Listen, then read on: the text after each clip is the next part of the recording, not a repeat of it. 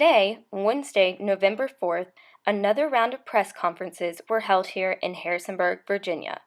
The press conferences were centered on President Obama's announcement of an executive order requiring background checks for gun buyers who purchase weapons from high-volume dealers. ABC's Erica Brent will further discuss today's events. President Obama acknowledges that Congress will likely disagree and appeal this executive order, but is confident in his powers and the public support. 70% of Americans believe that we can keep our right to bear arms while still supporting stronger measures of gun control, and I believe in that notion.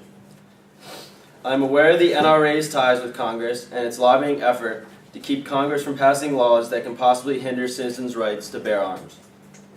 However, it should and will not tie up state legislatures from making the necessary changes to gun reform that has the potential to save American lives. Although President Obama realizes the need for Congress's support, his chances, unfortunately, are not looking too good. It's not a problem about guns. It's a problem of violence. And I believe that Obama is using guns as a scapegoat for his inability to regulate the structure of our nation. Senate Majority Leader Mitch McConnell progressively grew more and more frustrated as he presented his case. This executive order is not during a time of peril. It is not during a time of crisis or war, and it directly goes against our Second Amendment, the right to bear arms. Which I'm offended. I think our whole entire country should be offended, and I think this is unlawful.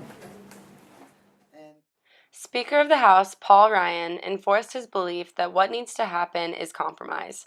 Throughout today's events, he can easily be seen as the liaison between President Obama and Mitch McConnell, supporting the need for regulations but not through executive order. As promised, I came into this position with an attitude towards compromise, so I'm going to work to do so. Following some recent gun tragedies, I've gone on record to say that I would consider legislation to put more updated information into our background check systems. I don't want to be confusing. This is not saying that I would allow more personal information from our citizens to be put into that system, but that these systems would be updated to include the most. Many of the public and the press, as seen from today, have raised the question about the black market and use of illegal guns. I spoke with Adrian Carpenter, press secretary for Paul Ryan, for his take of the issue. Right now, our main efforts aren't at the black market. Our main efforts are at the forefront, those shop owners, the gun shows, just kind of the more public spheres at the forefront. We definitely want to make sure. The impact of gun-free zones was a much talked about subject at the press conference today.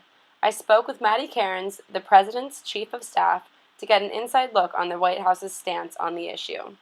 We're hoping that the gun control measures are really ensuring that gun buyers are people who are law-abiding citizens, who are fit to own guns. Mitch McConnell spoke on how President Obama should not be using his power of executive order, as it's not what he would define as a crisis. I want to comment on something that President Obama said in this very room when he was talking about this. He said that he agreed on gun-free zones. That's backing us, that it's unlawful.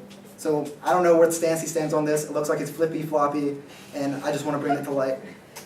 Thank you.